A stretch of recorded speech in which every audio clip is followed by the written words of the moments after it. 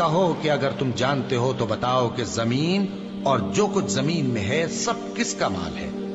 جھٹ بول اٹھیں گے کہ اللہ کا۔ کہو کہ پھر تم سوچتے کیوں نہیں؟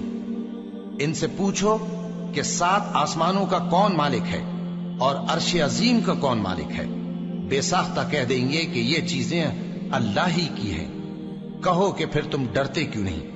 کہو کہ اگر تم جانتے ہو تو بتاؤ کہ وہ کون ہے جس کے ہاتھ میں ہر چیز کی بادشاہی ہے اور وہ پناہ دیتا ہے اور اس کے مقابل کوئی کسی کو پناہ نہیں دے سکتا؟